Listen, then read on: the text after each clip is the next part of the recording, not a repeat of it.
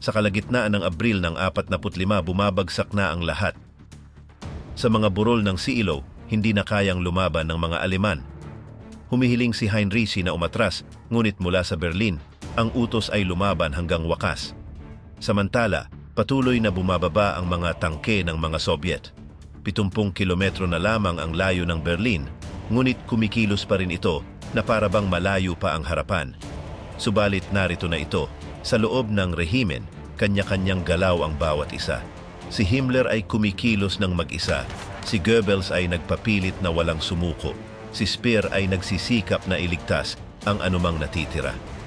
Wala nang nakakaalam kung sino ang namumuno. Huli na o salungat ang mga utos. Sa maraming kalye, wala nang nagbibigay ng mga utos. Nakatayo pa rin ang Berlin, ngunit may nabasag na sa loob nito. Paano nga ba namuhay ang mga tao sa mga huling araw ng Ikatlong Reich?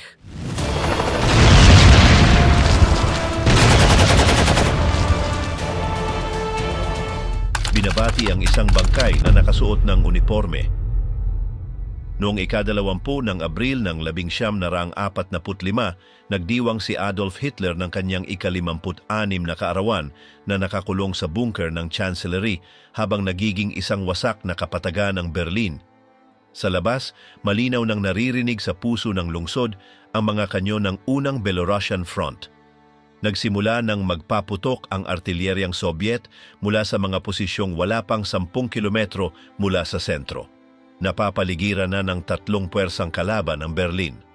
Sa loob ng bunker, tensyonado, pilit at halos seremonyal ang kapaligiran. 11:00 ng umaga, isang maliit na grupo ng mga matataas na opisyal ang pumasok sa silid sa harap ng silungan upang batiin ang Führer. Walang pagdiriwang, isang hanay lamang ng mga nakaunat na kamay, ilang mekanikal na pagbati at isang nakayukong Hitler na may lanta at malayong tingin. Halos hindi makakonekta ng tingin. Ang anyo niya ay tulad ng isang may sakit na matanda. Kasama sa hanay ng mga opisyal sina Goebbels, Bormann, Dönitz, Keitel, Jodl, Krebs at ang bagong pinuno ng Volkssturm, si Hans Fritzsche. Wala nang may ilusyon ukol sa kalagayan ng militar. Ilang metro mula sa pagbating iyon, makikita sa mga mapa na ilang araw na lamang ang pagbagsak ng Berlin. Habang nagaganap ito sa ilalim ng lupa, walang tigil ang pagbagsak ng mga bomba sa ibabaw. Tumawid na ang mga sundalo ng ika-8 Soviet Guards sa ilog Oder at sumusugod patungong distrito ng Marsan. Pinapangunahan ng mga T-34 na tangke ang daan sa gitna ng mga guho ng Lichtenberg habang wala nang kakayahang sumagot ang Luftwaffe. Ang iilang natitirang unit ay watak-watak na o nasa bingit ng pagbagsak. Hindi na kayang panatilihin ng grupo ng mga hukbong Vistula ang anumang matatag na linya. Si Joseph Goebbels na inilipat ang kanyang pamilya sa bunker noong araw bago nito ang nangasiwa sa pagsunod sa ritual ng kaarawan. Dinala niya ang kanyang 6 na anak na nakabihis ng maayos upang batiin si Hitler na sinalubong sila ng malamlam na ngiti. Ito ang huling sandaling pampamilya na nakita sa loob. Pagkalipas nito, nagkulong si Hitler sa kanyang personal na silid at hindi na lumabas sa loob ng maraming oras. Si Eva Braun ay pilit pinupunan ang mga sandali ng walang saysay na pagbibiro, ngunit walang nakikinig. Kasabay nito, dumating si Albert Speer, ministro ng kagamitang pandigma mula sa Hamburg nang hindi inaasahan. Sumakay siya ng isang espesyal na eroplano patungong Rechlin at mula ron ay isang lihim na tren patungong puso ng Berlin. Pumasok siya sa bunker ng walang abiso. Hindi lamang simboliko ang kanyang pagbisita. Nais niyang makipag-usap kay Hitler ng harapan upang pigilan ang utos na wasakin ang lahat ng infrastruktura bago ang pagsuko. Alam ni Speer na ikamamatay iyon ng milyon-milyon at nais niyang pag-isipin si Hitler. Hindi niya ito nagawa. Maikli at tensyonado ang pag-uusap. Iginiit ni Hitler na kung hindi mabubuhay ang Alemanya, hindi rin dapat mabuhay ang industriya nito. Sa mga lansangan, ang Volkssturm na binubuo ng mga matatanda at kabataan ay tumanggap ng utos na protektahan ang sentro. Marami sa kanila ay walang sapat na pagsasanay o tunay na armas. Ang ilan ay may luma at sirang mga rifle o mga rocket launcher na madalas pumalya. Hindi pa sila kailanman nagpaputok ng baril. Itinayo sila sa likod ng mga harang na gawa sa mga nakahilig na tram, sinunog na mga kotse at mga nakakalat na ladrilyo. Sa parehong araw, muling pinagtibay sa lahat ng unit ang utos na lumaban hanggang sa huli. Ipinagbawal ang anumang pag-atras na walang direktang pahintulot. Patuloy na aktibo ang mga pansamantalang hukuman at agad na nagsasagawa ng mga bitay para sa pagpapakalat ng pagkatalo. Maraming opisyal ang binaril dahil sa tangkang iligtas ang kanilang mga pamilya o magmungkahi ng pagsuko.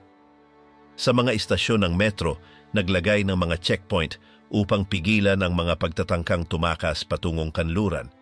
Ang mga ulat mula sa Hilaga at Kanluran ay pare-parehong malungkot. Lampas na sa Magdeburg at Leipzig ang mga tropang Amerikano. Wala pang 150 kilometro ang layo sa Berlin. Nagkalat sa rehiyon ng Brandenburg ang mga refugee na naglalakad sa gitna ng pambobomba at mga wala sa kontrol na sundalo. Ang ilan ay pinapatay dahil sa hindi pananatili sa kanilang mga tahanan. Sa ganitong kalagayan, nakatanggap si Hitler ng ulat mula kay General Heinrichi, pinuno ng grupong hukbo ng gitna. Binalaan siya na hindi kakayaning ipagtanggol ng Berlin ang sarili ng higit sa 1 linggo. Ipinawalang bahala ito ni Hitler. Nagutos siya ng muling pag-oorganisa ng mga Peking Division at naglunsad ng diumano'y kontraopensiba mula sa timog gamit ang mga tropang walang gasolina at walang koneksyon sa tunay na operasyon. Sa kanyang isipan, posible pa rin ang tagumpay. Pagsapit ng gabi, bumilis ang putok ng artilyeryang Soviet. May mga tama sa Tiergarten, sa avenue ng Unter den Linden at malapit sa istasyon ng Anhalter. Hindi na humuhupa ang ingay. Nagtatago na ang mga sibilyan kung saan sila maaaring makaligtas, sa mga lagusan, mga silong, mga tinabunang daanan. Maraming pamilya ang ilang araw nang walang tubig o kuryente. Ibinabagsak na lamang kung saan-saan ang mga supply mula sa mga dumadaang truck. Hindi na gumagana ang sistema ng distribusyon. Sa punong himpilan ni General Weidling na siyang namumuno sa depensa ng lungsod, pinagtatalunan ang mga pinakamarupok na bahagi. Napagpasyahan na hindi kakayanin ng timog, wasak na ang mga panzer at wala nang magagamit upang palakasin ang mga ito. Humiling si Weidling na ilipat ang mga unit sa gitna. Sinabihan siyang ituturing itong pagtataksil. Sa huling ulat ng araw, binasa ni Goebbels ang isang pangungusap sa harap ng iilan. Matatag ang Führer sa Berlin, mabibigo ang mga Sobyet tulad ng sa Stalingrad. Walang tumugon. Ang ilan ay nagkunwaring nakikinig, ang iba ay yumuko na lamang. Hindi na maitatagpi ang agwat sa pagitan ng sinasabi at ng katotohanan. Natapos ang araw ng walang seremonya. Sa bunker, tahimik na kumain si Hitler kasama sina Eva Braun at 2 katulong. Sa labas, naglalagablab ang langit ng Berlin. Ilang kilometro na lamang ang layo ng mga sumusugod na Soviet. Ang huling kaarawan ng rehimen ay walang inuman o talumpati. Tanging mga guho, usok at isang lungsod na malapit ng pumanaw. Mga palaso sa mga mapa na wala ng silbi. Noong ika-21 ng Abril, nagsimula ang araw sa tunog ng artilyeryang Soviet na walang tigil na pinupukol ang mga suburbia sa silangan. Alas 6 ng umaga, pumasok ang mga unit ng ika-5 hukbong pansalpok sa kalsada ng Königs Wusterhausen at pagsapit ng alas 9, sumiklab ang unang labanan sa bawat bahay sa Friedrichshain. Sa loob lamang ng 3 oras, nawala sa kamay ng pamunuan ng depensa ng Berlin ang kontrol sa mga pasukan sa silangan. Formal nang nahati ang lungsod sa mga hiwa-hiwalay na sektor. Sa bunker ng Chancellery, nakatanggap si Hitler ng isang ulat na nagmarka ng isang sandaling pagguho. Pinahintulutan ni General Heinrichi ang bahagyang pag-atras ng kanyang mga tropa upang maiwasan ang ganap na pagkalipol. Nagalit ng matindi si Hitler, sumigaw siya na ito ay isang pagtataksil na walang sumusunod sa mga utos at bumagsak na ang pamumuno. Sa galit niya, bumagsak siya sa kanyang upuan, namutla ang mukha at hirap huminga. Ito ang unang pagkakataon na nakita siya ng mga naroon na ganap na nawala ng kontrol. Mula noon, nagsimula siyang magdikta ng mga planong walang praktikal na saysay. Iniutos niya na ang ika-12 hukbo sa pamumuno ni Wenck ay pihit papuntang Hilaga upang basagin ang pagkubkob at palayain ang Berlin. Ang unit na ito ay umurong mula sa Magdeburg. Walang gasolina ni mabibigat na artilyeriya at halos wala ng ugnayan sa mga linya ng komunikasyon. Ipinilit ni Hitler ang isang agarang paglusob na hindi maisasagawa. Tinangka ni General Jodl na ipaliwanag ang mga limitasyon, ngunit siya ay pinutol. Iginiit ni Hitler na ang isang biglaang pag-atake ay babasag sa pagkubkob ng mga Ruso at ibabalik ang moral. Walang nagtangkang sumalungat. Samantala, pinipigana ng mga Sobyet ang Singsing mula sa Hilaga. Sinakop ng mga tropa ng ika-47 hukbo ang Bernau at naghahanda ng putulin ang daan patungong Pankow. Pinasabog ng mga umaatras na unit ng Aleman ang mga tulay sa Havel. Wasak na ang ruta patungong Reinickendorf. Libu-libong sibilyan ang nagsisikap, tumawid ng naglalakad sa gitna ng putukan at mga pagsabog. Puno na ng mga refugee ang sentro ng Berlin. Karamihan ay may bit-bit lamang na backpack. Nagkalat ang mga tao sa mga estasyon ng metro. Sa mga parehong sandali, si Heinrich Himmler mula sa isang lihim na base sa Lübeck ay nagpasimuno ng negosasyon sa Swedish Red Cross upang magkaroon ng dipormal na ugnayan sa mga kanlurang kaalyado. Nilalayon niyang buksan ang isang kanal upang payagan ang bahagyang pagsuko ng hilagang Alemanya sa likod ni Hitler. Nasabat ng mga serbisyo ng Britanya ang mensahe at ipinaabot ito kay Dönitz. Lalong tumindi ang hindi pagtitiwala sa loob. Nag-utos si Goebbels ng isang espesyal na pag-broadcast sa pambansang radyo. Ipinahayag na lalaban ng Berlin tulad ng Stalingrad na bawat gusali ay magiging isang kuta. Hinimok niya ang populasyon na magtiwala sa kontraopensiba ni Wenck. Patuloy pa rin ang propaganda sa paggamit ng makabayang wika na wala ng pinaniniwalaan. Ang mga distrito sa silangan ay naging impyerno ng usok, guho at mga bangkay. Noong umaga ng ika-22 ng Abril, lalong lumala ang sitwasyon. Nagtagumpay ang ikatlong Soviet Armored Guard na pasukin ang timog mula sa Köpenick. Nasakop nila ang tawiran ng Riles sa Ostkreuz. Ang Dibisyong Nordland na binubuo ng mga dayuhang voluntaryo ng SS ay ipinadala upang pigilan ang paglusob. Nilipol sila sa loob ng wala pang 5 oras. Maraming sibilyan ang naipit sa mga silungan dahil sa labanan. Sa bunker, lalong namumula ang mga mapa. Hindi na nagtitipon si Hitler kasama ang mataas na pamunuan sa karaniwang mesa. Iniutos niyang ang mga ulat ay dalhin na lamang direkta sa kanyang silid. Nakikipag-usap lamang siya kina Bormann at Goebbels. Tumatanggap ang silid ng komunikasyon ng mahigit 300 mensahe bawat oras, karamihan ay mga kahilingan ng paglikas o kumpirmasyon ng mga pagkalugi. Wala ni isa ang nagdadala ng pag-asa. Sa araw na iyon, formal na itinalaga ni Hitler si Helmut Weidling bilang komandante ng depensa ng Berlin. Noon, itinuring si Weidling na traidor dahil iminungkahi niyang umatras bilang taktika. Ngayon, inilagay siya sa pamumuno ng hindi kinukonsulta. Ibinigay sa kanya ang mga luma at hindi napapanahong mga mapa, isang sirang telepono, at isang watak-watak na estruktura ng pamunuan. Ang tanging magagawa niya ay mag-improvise gamit ang anuman ang mayroon sa lungsod. Sa labas, nauubos na ang mga natitirang reserba. Ipinamahagi ang mga natitirang tangke sa mga grupo ng 3 o 4 kada sektor. Wala ng mga piyesa ni sapat na gasolina upang makapag-operate ng higit sa isang araw. Ang depensa ay inayos gamit lamang ang mga natitirang unit, mga komandong SS, mga kalat-kalat na grupo ng infantry, ilang mga sniper sa mga gusali, at daan-daang kabataang kasapi ng Hitlerjugend. Gabi na, mula sa paliparan ng Tempelhof, kitang-kita ang mga haligi ng usok at mga pagsabog sa malayo. Tinamaan ng dituwirang putok ang katedral ng San Hedwig. Ganap na kaguluhan ang sentro ng lungsod. Hindi na makasapat ang mga ambulansya. Ang mga ospital ay gumagana sa kalahati ng kapasidad o ganap ng walang laman. Sa kanluran, iniulat na lampas na sa Hanover ang mga Briton at ang mga Amerikano ay kumukuha na ng mga posisyon malapit sa Dessau. Ganap na ang pagkubkob sa kabisera. Ngunit sa bunker, patuloy pa ring nagsasalita si Hitler tungkol sa isang katang-isip na opensiba. Ipinahayag niyang aatake si Steiner mula sa hilaga at susuportahan siya ni Wenck mula sa timog. Wala ni isa sa kanila ang may kakayahan ni koneksyon sa lohistika upang maisakatuparan ito. Pawang mga ilusyon lamang.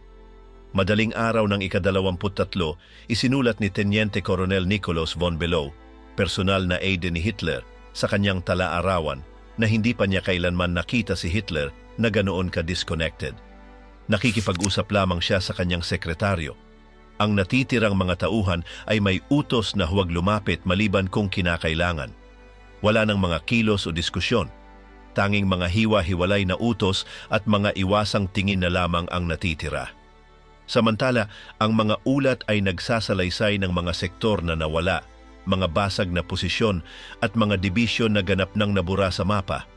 Ngunit sa mga pasilyo, patuloy pa ring iginuguhit ang mga bagong ruta ng paglusob gamit ang mga palaso sa mga lumang mapa. Patuloy pa rin ang digmaan sa mga tanggapan kahit sa labas ay wala nang natitira.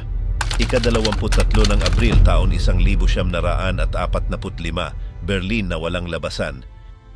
Nagsimula ang ika-23 ng Abril na lubos nang nagkakagulo ang mga komunikasyon. Mula sa bunker ay lumalabas ang mahigit 400 naka-encrypt na mensahe kada oras patungo sa mga rehiyonal na utos, karamihan ay walang tugon. Ang natitirang gumaganang mga telepono ay ginagamit lamang upang kumpirmahin ang mga pangalan ng mga opisyal na nawawala. Marami sa kanila ay nadakip na, nasugatan o kaya ay naglaho na sa gitna ng kaguluhan. Ang mga operator ng sistemang pangtelegrapo ay nagtatrabaho ng walang kapalit. Ilan sa kanila ay bumagsak sa pagod sa mismong umagang iyon. Si Goebbels, na permanenteng nagtalaga ng sarili sa Chancellery, ay nagsimulang magbigay ng mga kautusan na tila ba siya na ang pinunong sibilyan ng Berlin.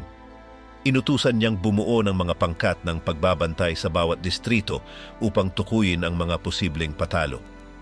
Binigyan ng listahan ang mga pangalan ng mga pinaghihinalaan ng bawat patrola mula sa mga lokal na opisyal hanggang sa mga karaniwang kapitbahay na naireklamo. Malinaw ang utos, agad na ikulong o kaya'y bitayin sa lugar. Sa loob ng wala pang 24 na oras, mahigit 200 tao ang inaresto dahil sa pagpapakalat ng takot. Kasabay nito, nagpatupad ang sistemang panghukuman militar ng mga mabilisang paglilitis sa mga silong ng mga gusaling opisyal. Isang major, isang tagasulat at isang sundalo ang siyang nagpapasya sa loob lamang ng 10 minuto sa kapalaran ng bawat akusado. Karamihan ay hinatulan dahil sa kaduwagan sa labanan. Ang mga hatol ay agad na ipinatutupad sa gilid ng parehong gusali. Walang apela. Sa mismong umagang iyon, 8 sundalo ang binitay sa Wilhelmstrasse dahil sa pag-atras ng walang nakasulat na utos. Ang resistensya sa loob ng Berlin ay isang puzzle na walang koordinasyon. May mga sektor na may mga unit ng Volkssturm, ang iba naman ay may mga batalyon ng SS, at sa maraming pagkakataon, ang dalawa ay naglalabanan dahil sa kalituhan sa utos. Hindi gumagana ang mga radyo sa halos kabuuan ng hilagang bahagi ng lungsod. Ang mga utos ay dumadating ng huli o hindi dumarating. Sa ilang lugar, ang mga residente na mismo ang kumukuha ng kontrol sa mga kanlungang anti-aeroplano nang hindi na naghihintay ng mga utos. Sa mga kondisyong ito, sinubukan ni Teniente General Weidling na magtatag ng punong himpilan sa lugar ng Tiergarten, ngunit ang karamihan sa mga kalye ay barado ng mga guho. 5 oras ang itinagal niya upang matawid ang wala pang 3 kilometro. Nang siya ay makapaglagay na ng himpilan, natuklasan niyang wala siyang paraan upang makipag-ugnayan sa karamihan ng kanyang mga tauhan. Nawawala ang signal ng radyo sa loob lamang ng ilang minuto.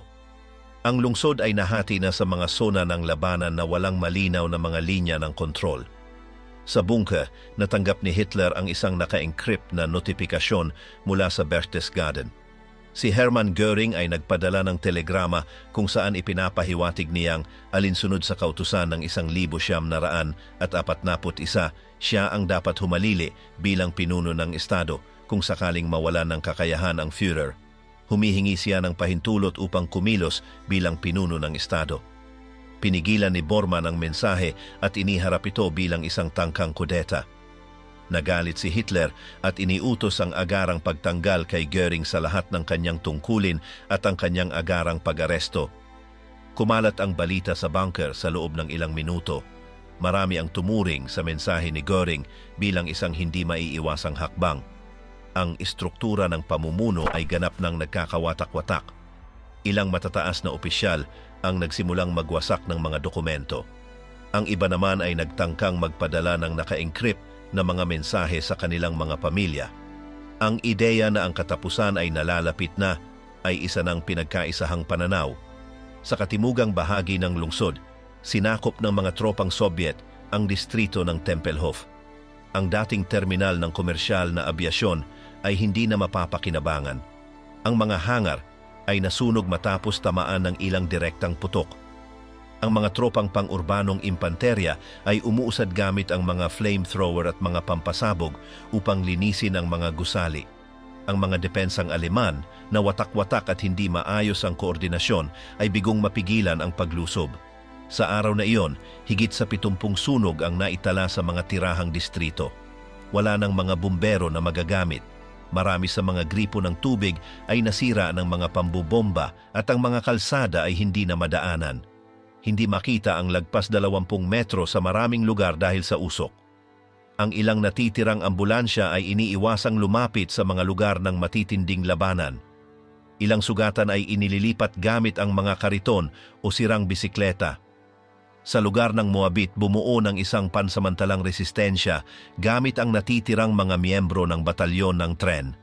Pinalakas sila ng mga manggagawang riles na armado ng mga baril at dinamita. Pansamantala nilang napigilan ang isang Soviet na paglusob sa loob ng 6 na oras, ngunit sila'y nalipol pagsapit ng gabi. Walang nakatataas na opisyal ang nakaalam sa aksyong iyon hanggang sa maiulat na lamang ang kanilang pagkalipol. Ang mga Gauleiter sa iba't ibang rehiyon ay nagsimulang maglaho sa mapa. Sa Pomerania, Saxony at Thuringia, ang mga lokal na pinuno ay iniwan ang kanilang mga posisyon nang hindi nagbibigay alam. Ang ilan ay tumakas pakanluran sa pagtatangkang makarating sa mga lugar na okupado ng mga Briton. Sa iba namang kaso, sila'y nahuli ng sarili nilang mga tropa. Ang administratibong aparato ng Reich ay wala na bilang isang buo. Ang mga desisyon ay ginagawa ng paisa-isa, madalas ay hindi na kumukonsulta kanino man.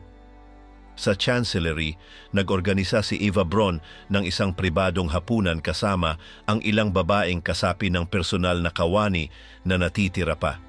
Inihanda nila kung anuman ang kanilang nahanap, matigas na tinapay, dilatang pagkain at ilang bote ng alak.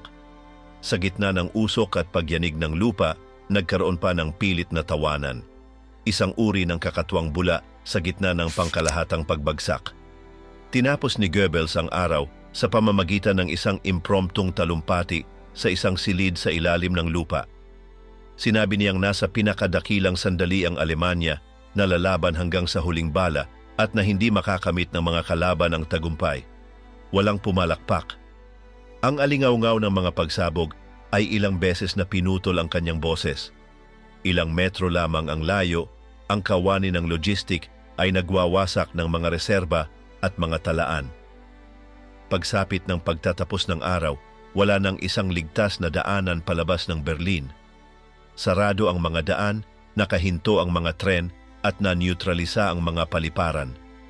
Tanging mga guho, maliliit na bulsa ng labanan at isang lungsod na walang direksyon ang natira. Ang paglabas ay hindi na isang opsyon. Ang natitira na lamang ay ang pagharap sa kung anumang darating. Ang araw na tinangkang sumuko ni Himmler ng palihim. Pagsapit ng umaga ng ika-24 ng Abril, nagsimula ang mga unang labanan sa Landwehr Canal. Ang pag-usad ng mga tropang Soviet na noon ay pasulong sa harap ay nagsimulang pumasok sa mga pasilyo ng lungsod. Ang mga tropa ng ikatlo at ikalimang hukbong dagundong ay nagsimulang maghati-hati sa maliliit na grupo na sinanay para sa labanan sa loob ng mga gusali.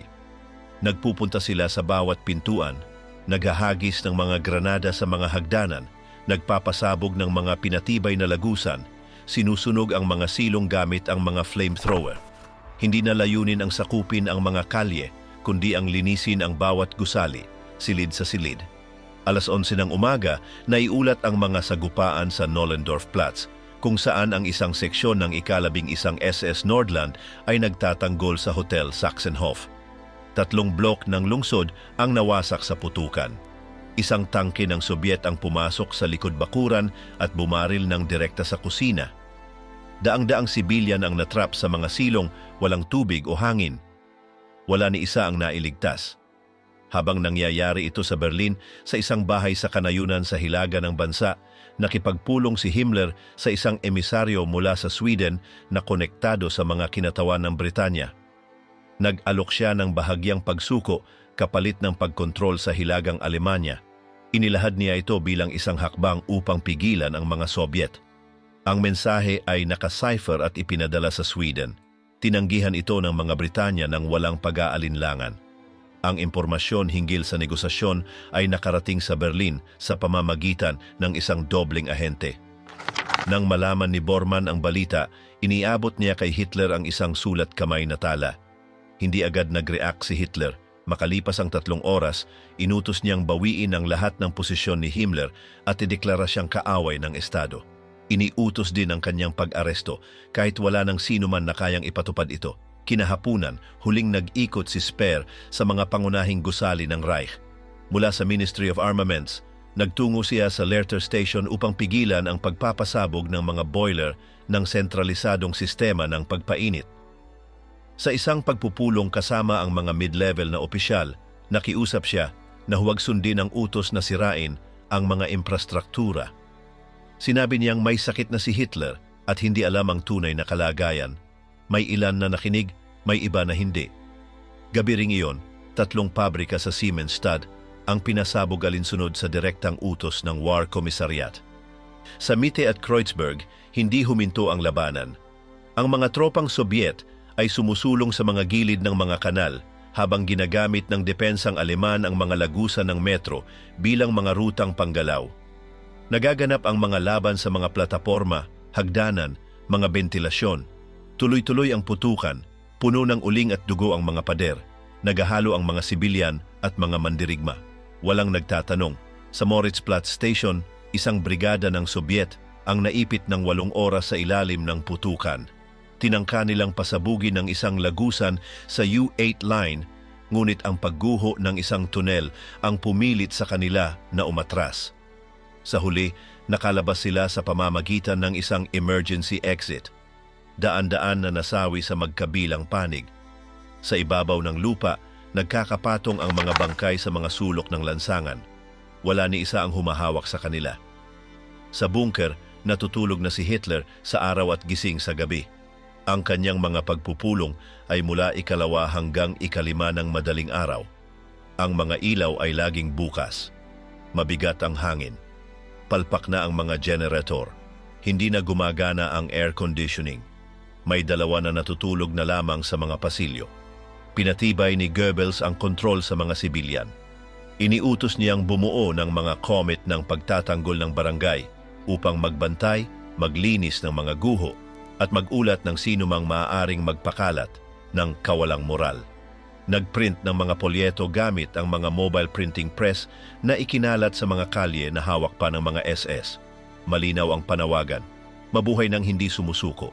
Sa mga ospital ng emerhensya, nagtatrabaho ang mga doktor ng walang gamit, walang kuryente. Ang mga pagputol ng bahagi ng katawan ay walang pampamanhid, pinapalinis at muling ginagamit ang mga benda.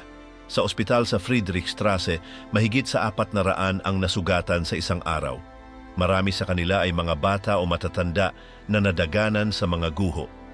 3 beses nang tinamaan ng bomba ang gusali at tanging sa silong na lamang ito gumagana. Pagsapit ng gabi ng ika-25 ng Abril, narating ng mga Sobyet ang Anhalter Station. Mula roon kumalat sila papuntang Potsdamer Platz, kung saan nagtipon ang mga puwersang Aleman upang ipagtanggol ang landas patungong Chancellery. Sunod-sunod ang mga pagsabog. Nagkabasag-basag ang mga bintana, yumanig ang mga kalye sa bawat pagtama, isang koridor na ng apoy ang Berlin. Sa mga oras ding iyon, sinibak si General Heinrici bilang pinuno ng Army Group Vistula. Inalis siya sa pwesto dahil tumangging magsagawa ng isang desperadong kontra-atake. Pinalitan siya ni Kurt Student na hindi man lamang nakapagsimulang manungkulan. Wala nang gumaganang pamumuno. Hindi nakakarating ang mga utos sa kanilang paroroonan. Patay na ang mga linya. ubos na ang baterya ng mga radyo. Sa pagtatapos ng araw na iyon, tuluyan nang naisara ang pabilog na puwersang Sobyet. Mula silangan timog at hilaga, ang mga kolumnang may mga tangke ay wala pang 2 kilometro mula sa sentro ng kapangyarihan. Natira na lamang ang mga nakakalat na barikada, mga sniper na wala ng bala, at mga guhong nagbubuga ng usok. Wala ng estratehiya, wala ng pamumuno, wala ng koordinasyon. Tanging kaguluhan, apoy, at mga taong nagpapaputok na lamang ayon sa kanilang likas na pagnanasa ang natira. Potsdamer Platz, punto ng pagbagsak. Alas 6 ng umaga ng ika-26 ng Abril, naging sentro ng urbanong labanan ang sangandaan sa Potsdamer Platz. Inilunsad ng mga tropang Sobyet mula sa ika-8 Gwardya ang isang paglusob mula sa Anhalter Bahnhof at sumulong sa gilid ng Tiergarten. Ang depensa ay binubuo lamang ng ilang natirang unit ng SS, ilang kabataang mula sa Hitlerjugend, at mga sniper na nakapwesto sa mga gusaling kalahating gumuho. Hindi tumigil ang putukan buong araw. Tumama ang mga bala sa buong mga pader at ang mga projectile ay tumatagos sa ilang dingding bago huminto. Isang squad ng Sobyet ang naipit sa isang abandonadong sinehan na may mga lumang poster ng propaganda. Tinangka nilang tumakas sa likod, ngunit tinambangan sila ng isang grupo ng mga baril mula sa isang balkonahe ng Hotel Esplanade. 234 ang dumaan sa kalye at walang tigil na nagpaputok. Sa loob lamang ng wala pang isang oras, natabunan ng alikabok at mga labi ang interseksyon. Sa araw ding iyon, isang kolumnang Sobyet ang gumawa ng siwang sa Wilhelmstrasse. Mula roon, bahagya nilang napalibutan ang distrito ng pamahalaan. Sa unang pagkakataon, ang bunker ay nasa abot ng direktang artilerya. Mula noon, lahat ng galaw sa loob ng complex ay kailangang gawin sa ilalim ng lupa. Wala nang umaakyat. Iniutos ni Goebbels na paandarin ang mga pampublikong loudspeaker gamit ang mga paunang naitalang mensahe. Umiikot ang mga pariralang tulad ng "Ang tagumpay ay nasa sakripisyo" o "Hindi susuko ang Berlin." Halos lahat ng mga speaker ay hindi na gumagana at ang iilan na natira ay natatabunan ng mga pagsabog. Gayunpaman, iginigiit ng mga pangkat ng propaganda na ikonekta ang mga portable generator upang mapanatiling buhay ang mga ito. Samantala, muling inayos ni Bormann ang lohistikang panloob sa bunker, pinalayas ang mga hindi kailangang tauhan, isinentralisa ang lahat ng dokumento, at iniutos ang pagsira ng mga papeles na hindi dapat kumalat.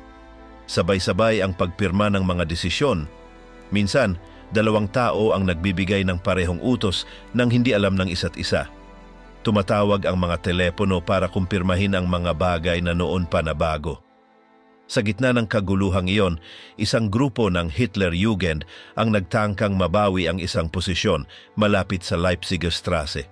14 silang kabataang edad, 14 hanggang 16. Sumugod sila gamit ang mga lumang granada at kinakalawang na rifle. Naitumba nila ang isang baril na makina, ngunit napalibutan sila. 2 lamang ang nakabalik. Ang iba'y naiwan sa gitna ng mga guho. Walang tala, walang libing. Sa Charité, isang bomba ang nagpaguho sa 2 palapag. Ang mga operasyon ay ginaganap sa ilalim ng liwanag ng flashlight o kandila. Basa ng tubig at dugo ang mga pasilyo. Inilalabas ng mga nurse ang mga sugatan sa pamamagitan ng mga baradong hagdanan. Wala ng mga kama. Ginagamit ang mga sirang pinto, mga kahoy na mesa o upuan. Sa mga lagusan ng metro, tuloy-tuloy ang galaw. Ginagamit ng mga tropang Aleman ang mga linya U2 at U6 upang gumalaw sa ilalim at umatake ng walang babala. Sa isa sa mga labasang iyon, sinira nila ang isang pandigmang sasakyang Sobyet malapit sa tulay ng Belle Alliance. Pinasabog ng kontra-atake ang lagusan. Daang katao ang natrap sa kadiliman. Sa Schöneberg, nag-organisa ang mga kapitbahay ayon sa mga gusali. May mga naka-schedule para sa pagluluto, pagbabantay at paglilinis. Ang ilan ay gumagawa ng mga pampasabog gamit ang mga bote at pako. Ang iba naman ay nagsasara ng mga siwang gamit ang mga lumang kutsyon. Isang balde ng tubig ang pinaghahatian ng 20 tao. Ang natitirang pagkain ay mga yupi-yuping delata, tinapay na may amag, at pinakuluang tubig na may abo. Wala nang mga ruta ng pagtakas. Binumba ang paliparan ng gato ng madaling araw at ang mga huling eroplano ng koneksyon ay nawasak. Sa estasyon ng Zoologischer Garten, natunaw ang mga riles. Walang sino man ang nagsasalita ng pagtakas. Tanging pagpipilian ay ang tumagal pa ng ilang oras. Mula sa kanyang punong himpilan, nag-utos si Zhukov ng dagdag na puwersa upang tapusin ang pagkalibot mula sa timog. Dumating ang mga bagong dibisyon ng infanterya at sariwang mga piraso ng artilerya. Ina-update ang mga mapa ng mga pulang sona tuwing ilang oras. 3 lugar na lamang ang hindi pa nasasakop, ang Chancellery, ang bunker at ilang mga gusali sa sentro. Kapag walang nakakaalam kung sino ang nakatira sa tabi, nag-umpisa ang umaga ng ika-27 ng Abril sa sunod-sunod na mga pagsabog na nagpabagsak sa linya ng kuryente sa sentro ng Berlin. Isang artileryang bala ang tumama sa istasyong transformer sa Invalidenstrasse. Nalubog sa dilimang lungsod, tumigil ang mga radyo sa pag-broadcast at natahimik ang mga telepono kahit na sa pagitan ng mga unit na naglalabanan, isang kanto lang ang pagitan. Nahati ang Berlin sa mga hiwa-hiwalay na sektor, walang kakayahang mag-ugnayan. Sinubukan ng mga komandanteng Aleman na ipagpatuloy ang operasyon gamit ang mga mensahero. Ang mga sundalong walang karanasan ay pinatatakbo sa gitna ng mga guho na may hawak na mga papel na mantsado o punit. Marami ang bumabagsak bago pa makarating. Ang iba naman ay naliligaw sa mga kalyeng hindi na makilala. Walang nakakaalam kung ang kalapit na unit ay buo pa. Sa kalagitnaan ng umaga, narating ng ikatlong gwardya ng tangking Sobyet ang Spittelmarkt. Mula roon ay nahati nila sa 2 ang distrito ng Mitte. Ganap na naputol ang depensa sa hilaga ng kanal. Nag-iingay ang mga pader sa bawat tama ng mortar. Sa ilang lugar, nagkukubli ang mga sundalo sa ilalim ng mga patay na kabayo. Wala nang naglilibing. Nagsisimula ng bumigay ang mga sibilyan. Sa mga paaralang ginawang kanlungan, pinaghihiwalay ang mga bata sa magkakaibang grupo nang hindi alam kung magkikita pa silang muli. Sa Prenzlauer Berg, binasag ng ilang kapitbahay ang pader upang makatawid sa katabing gusali at makaiwas sa putukan. Bawat pasukan ay maaaring may nakatagong patibong. Sa tulay ng Moltke, isang grupo ng mga Aleman ang nagtangkang umatras patungong kanluran. Halos giba na ang tulay. Isang baluktot na bakal na lang ang natira. Natunugan sila ng artileryang Sobyet at pinaulanan ng putok. Maraming bangkay ang naiwan na nakabitin sa mga biga. Ang iba naman ay gumapang pabalik kung saan kaya. Sa bunker, puro masamang balita ang dumarating. Bawat ulat ay nagdadala ng panibagong pagkatalo, panibagong butas sa harapan. Wala nang usapang estratehiya. Nakikinig na lang sa ulat, tumatango at nagpapatuloy. Ang mga pagkain ay tuyong biskwit, dilatang pilit na binubuksan at maasim na alak. Ang ilan ay natutulog kung saan may pwesto. Ang iba naman ay nagkukulong ng walang ginagawa.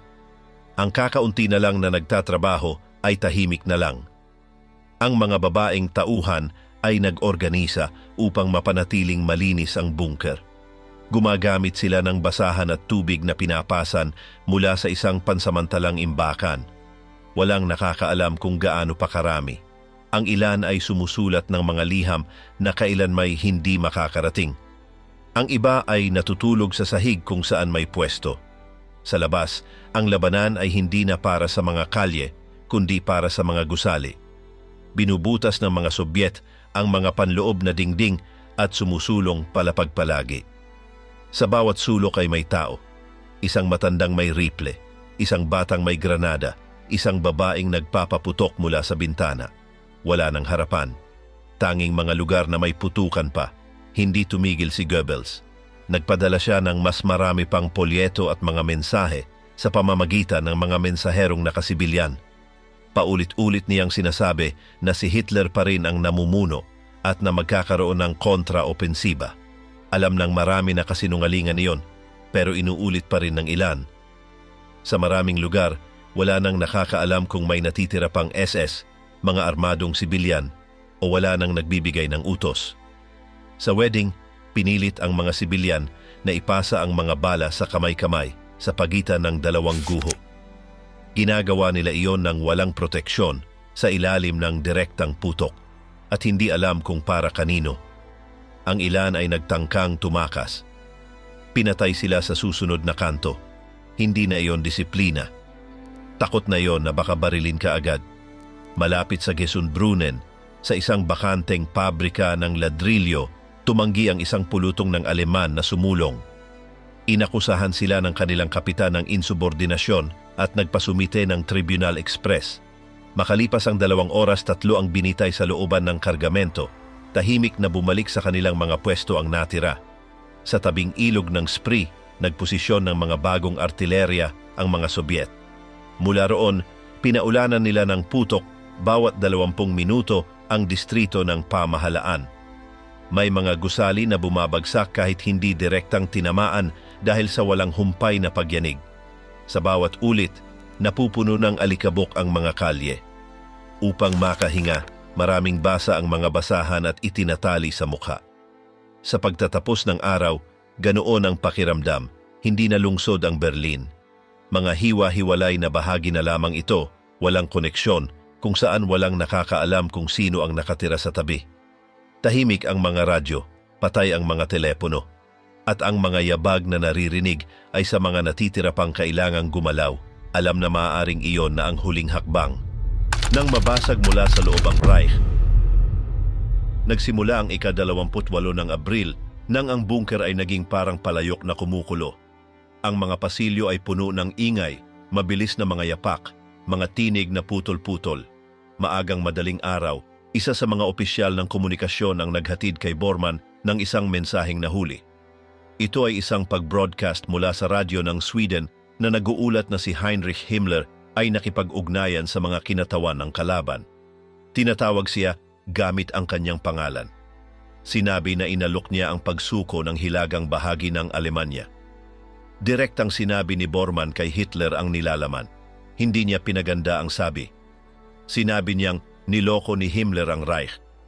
Sinubukan niyang magpanggap bilang bagong pinuno upang makipagnegosasyon sa mga kaalyado. Hindi agad tumugon si Hitler. Naupo siya, tumitig sa papel.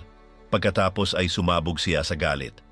Itinapon niya ang dokumento sa pader at inutusan ang agarang pag-aresto kay Himmler at sa kanyang mga kasama. Sa oras na iyon, inutusan din niya si Fegelein, ang tagapamagitan ni Himmler sa bunker, na dakpin.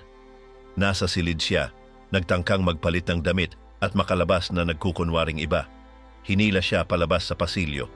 Ginamit ni Goebbels at Bormann ang kaguluhan para kunin ang ganap na kontrol sa mga panloob na komunikasyon.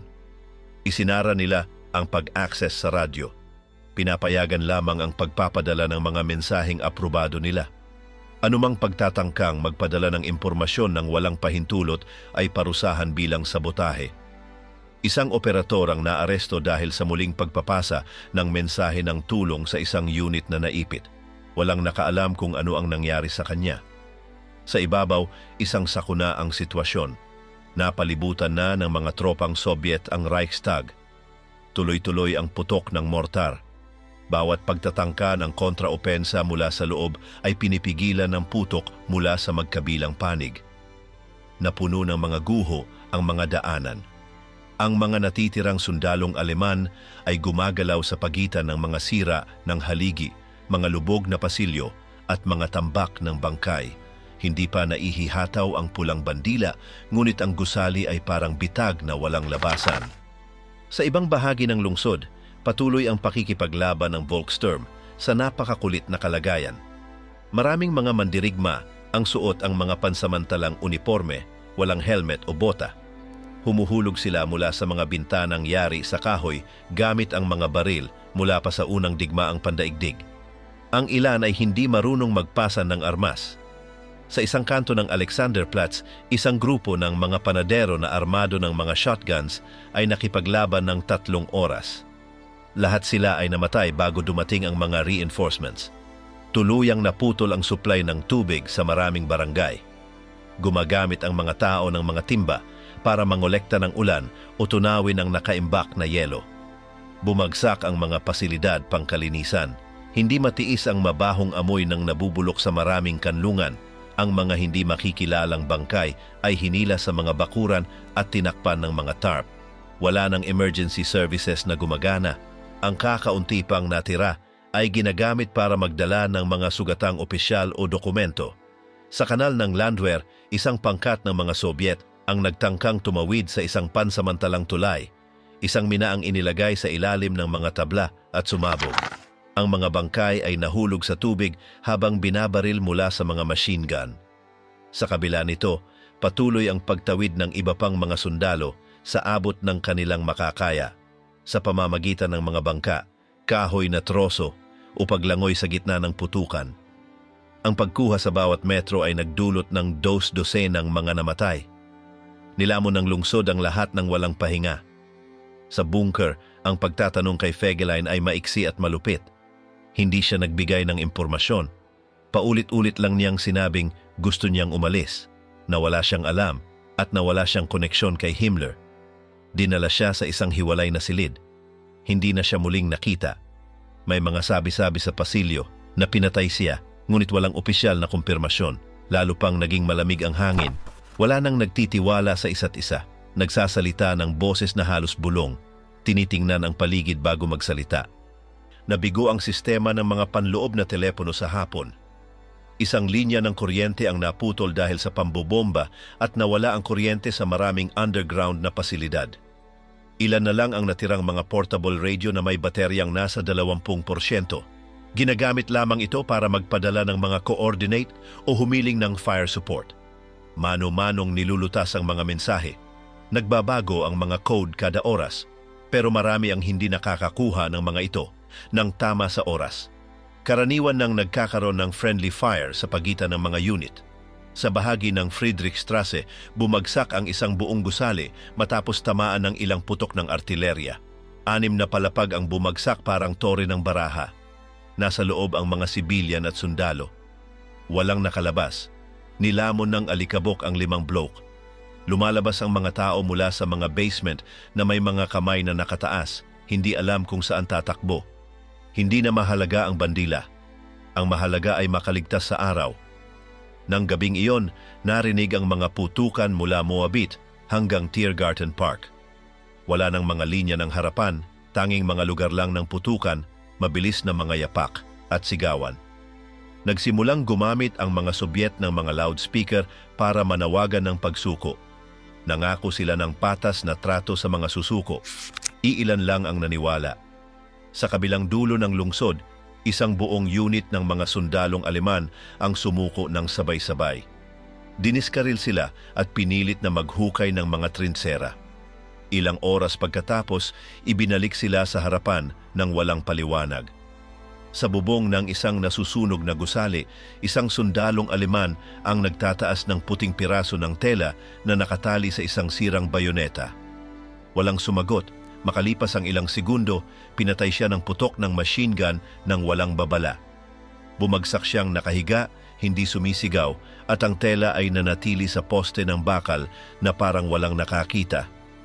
Sa oras na yon sa Berlin, ang pagsuko ay hindi na isang opsyon na kayang intindihin. Mga silong at mga guho. Nagsimula ang ika-39 ng Abril nang walang kalangitan. Ang lungsod ay punong-puno ng usok, kaya't ang pagsikat ng araw ay hindi nakita. Ang liwanag ng araw ay napansin lamang sa bahagyang pagbabago ng tono ng mga guho. Ang mga kalsada ay puno pa rin ng usok, apoy at mga katawan. Hindi na naglalakad ang mga tao, gumagapang sila, natatagilid at kumikilos ng dahan-dahan upang maghanap ng isang sulok kung saan maaari silang mabuhay ng ilang oras pa. Ang mga silong ay naging mga parallel na lungsod. Sa bawat isa ay may mga dekada ng mga taong natrap. Ang iba ay nabilanggo dahil sa mga guho. Ang iba naman ay pinili itong gawing huling kanlungan.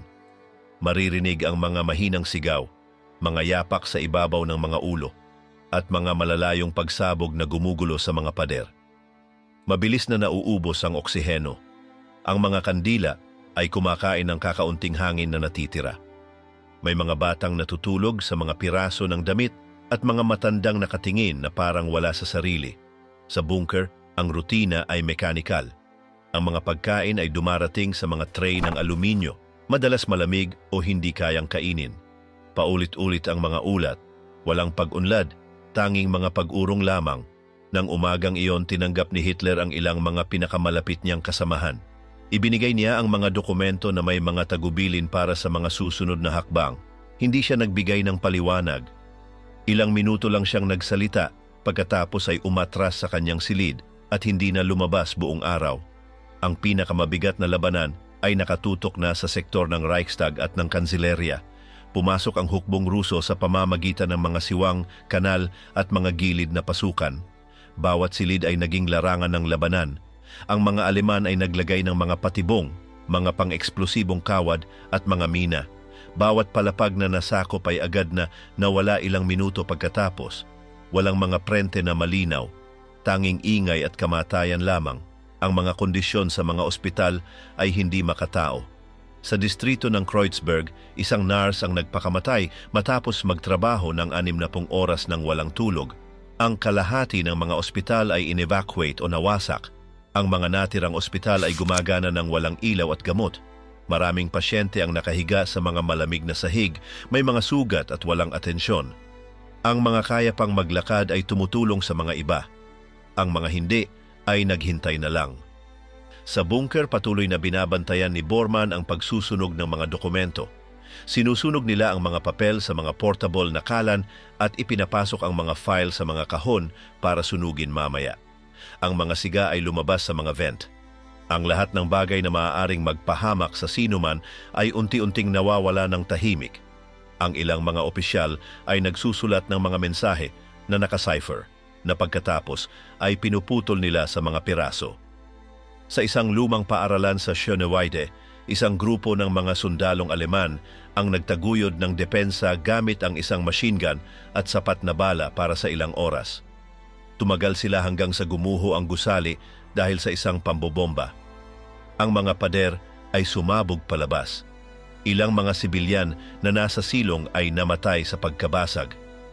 Walang nakakaalam kung ilan ang mga mandirigma sa loob. Ang tanging makikita lamang ay mga paa sa mga brick. Ang mga sundalong Ruso ay kumukuha ng mga posisyon sa mga gusaling bahagyang gumuho, gumagamit ng mga sirang muebles bilang mga pansamantalang pader at nagpapaputok mula sa mga bintanang walang salamin.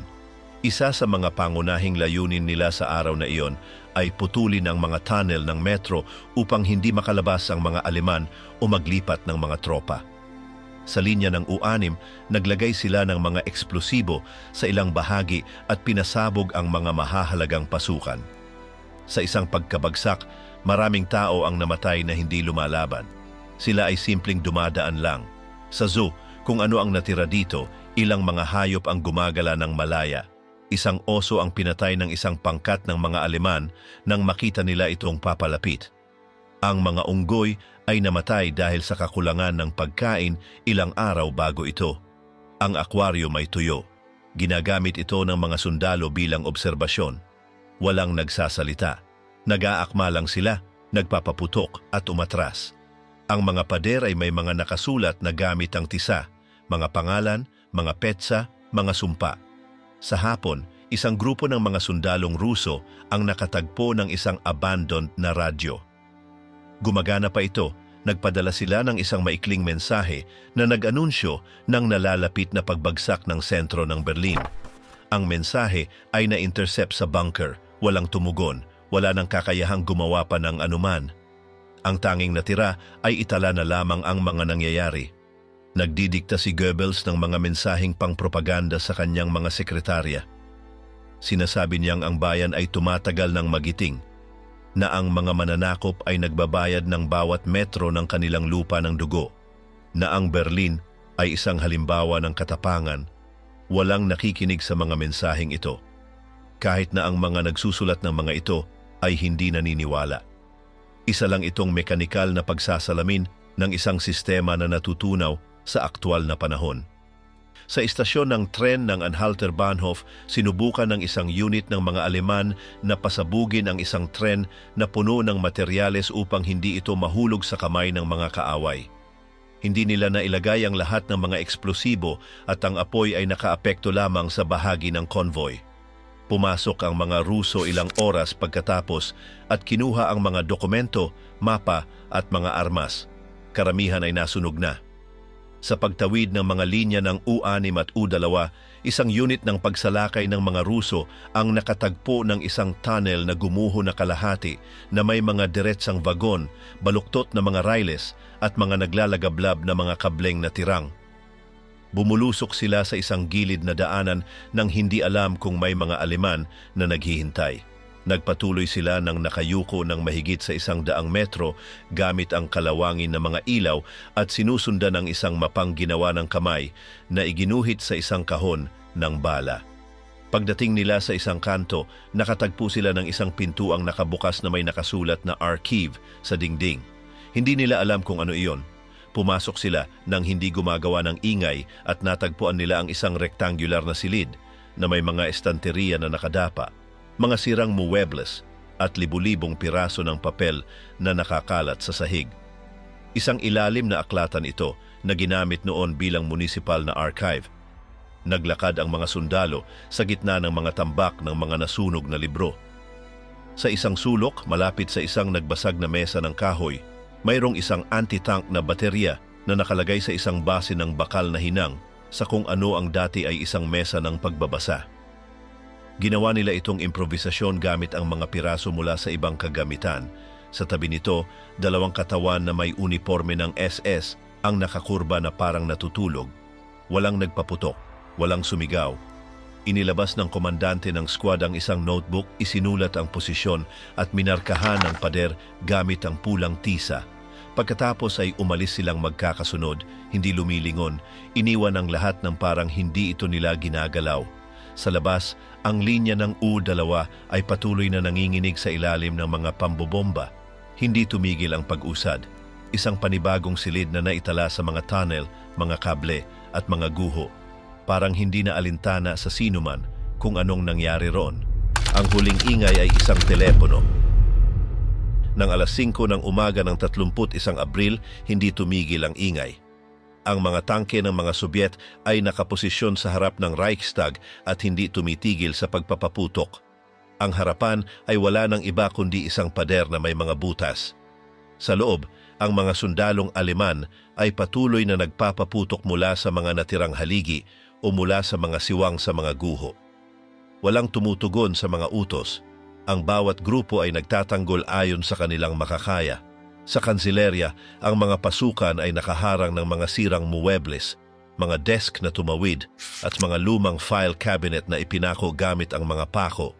Sa loob, hindi maintindihan ang nangyayari. Ang mga hagdang baba ng bunker ay puno ng mga tao. Ang ilan may mga improbisadong bendahe. Ang iba ay nakaupo ng hindi nagsasalita. Mga mensahero na may mga maruruming papel, mga stenograpista na nag-aantay ng mga tagubilin na hindi dumating. Wala nang nagtatanong kung ano ang gagawin. Sa labas, ang mga hardin ay nawasak na.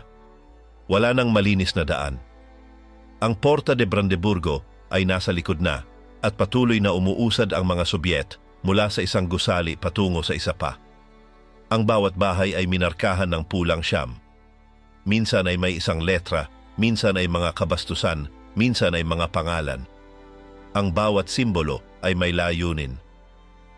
Sa mga tunnel ng metro, isang grupo ng mga sundalong Aleman ang nag-improvise ng isang baterya gamit ang mga piyesa ng tram. Nagpapaputok sila patungo sa kalye mula sa mga butas ng bentilasyon. Halos wala itong silbi para pigilan ang pag-usad ng ilang minuto. Sumagot ang mga Sobyet sa pamamagitan ng pagpapaputok mula sa mga pasukan. Sa mga silong, marami na ang hindi na naghahanap ng paraan palabas. Ang iba ay na-trap, ang iba ay nagsarili na. Sa ilang mga gusali, ang mga nakaligtas ay nagsulat gamit ang uling ng mga pangalan ng mga tao na nasa loob. Iyon na lamang ang maaari nilang iwanan kung sakaling mamatay silang lahat. Sa distrito ng Mitte, ilang mga bata mula sa Hitlerjugend ang sinubukang ilipat ang isang kanyon. Hindi nila kaya. Wala pa silang 15 taon. Nakitang mula sa isang sniper at ilang minuto pagkatapos, Wala nang natirang tao sa kanto na iyon. Walang lumapit. Isinara ang mga bintana na parang walang nangyari. Sa bunker, wala nang ipinapadalang mga nakasulat na utos. Lahat ng mga ito ay binubulong na lamang. Ang mga natirang tao ay alam na ito na ang katapusan. Ang ilan ay patuloy pa rin sa pag-type sa mga lumang makina. Ang iba ay tahimik na nakaupo sa mga pasilyo. Wala nang tiyak na gawain. Ang lahat ay gumagalaw ng walang direksyon, parang may natitira pang kailangang gawin. Si Goebbels at ang kanyang asawa ay nakasara kasama ang kanilang mga anak.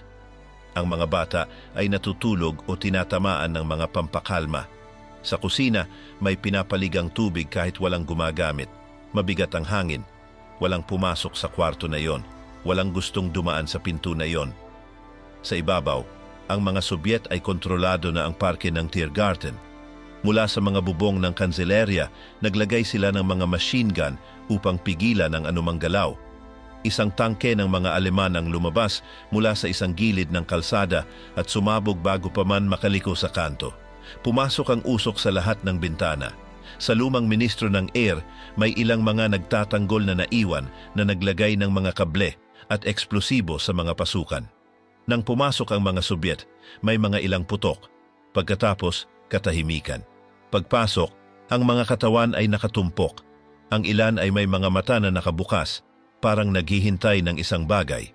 Ang mga sibilyan na nandoon pa sa mga gusali ay hindi na alam kung kailangan nilang magtago o lumabas. Ang iba ay nagbitin ng mga puting tela. Ang iba ay nagtaas ng mga kamay nang hindi alam kung makakatanggap ba sila ng tulong o isang bala. Walang malinaw na patakaran. Sa istasyon ng Stadmitte, isang unit ng mga Aleman ang sumuko nang hindi nagpapaputok. Inilabas sila ng magkakasunod sa Friedrichstraße. Pinagmamasdan sila ng mga tao mula sa mga pinto. Wala silang sinabi. Wala silang pinapalakpakan. Tinitingnan lamang sila. Parang ang makita ang mga sundalong talo ay bahagi na ng tanawin ngayon. Gabi na nang ang langit ay naging ganap na pula. Hindi ito ang paglubog ng araw, ito ay ang apoy. Ang lahat ng nasusunog ay nagdulot ng pagtaas ng temperatura. Ang ilan ay nag-isip na ito ay isang heat wave. Ngunit ito ay ang aspalto na natutunaw, ang mga tubo na sumabog, at ang mga bubong na gumuho. Sa likod ng kanselerya, binuksan ng mga Sobyet ang isang silid na tinatakan ng mga sako ng semento. Gumamit sila ng eksplosibo. Sa loob may mga papel na nakakalat, mga sirang muebles, mga mapa na may tuyong dugo, at 2 telepono na tumutunog. Isa-isa. Walang sumagot. Tinitigan ng mga sundalo ang mga telepono ng ilang segundo at pagkatapos ay umalis. Sa labas, isa sa kanila ang nagsulat ng isang senyas gamit ang pulang tisa. Zakoncheno. Tapos na. 12:17 ng 1 ng Mayo. Walang mga sigaw, walang palakpakan. Usok lamang at isang pader na may marka. Noong 2 Mayo ng taon 1945, matapos ang 10 araw ng salpukan ng mga bala, mga gusaling gumuho at mga hakbang na mula sa isang silong patungo sa isa pang walang direksyon, isang grupo ng mga sundalong Sobyet ang nakarating sa mga guho ng Reichstag at umakyat sa nasirang harapan nang hindi naghihintay ng mga utos. Isa sa kanila ang nagtanim ng bandila sa pagitan ng mga sirang ladrilyo, mga nakalaylay na kable at mga bagong marka ng pagsabog. Walang nagsalita. Walang tumigil upang tumingin. Sa mga kalsada, ang ilang mga sibilyan ay patuloy na nagtatago sa likod ng mga kutsyon o mga muebles na hinila. Ang iba ay lumabas na hindi alam kung ang naririnig nila ay ang katapusan o ang simula ng isa pang pag-atake. Ang lungsod ay patuloy na natatakpan ng usok, may mga walang laman na bintana at mga pasilyo na puno ng alikabok na nakabitin. Wala nang mga panig o mga anunsyo. Tanging mga katawan, mga labi at isang mabigat na katahimikan na hindi nagpapaliwanag ng kahit ano ang natira. Dito nagwakas ang mga araw na iyon sa lahat ng bagay na nawala, sa sobrang daming natrap sa isang digmaan na hindi nila pinili at sa isang lungsod na hindi sumuko, kundi simpleng nawalan ng sigla.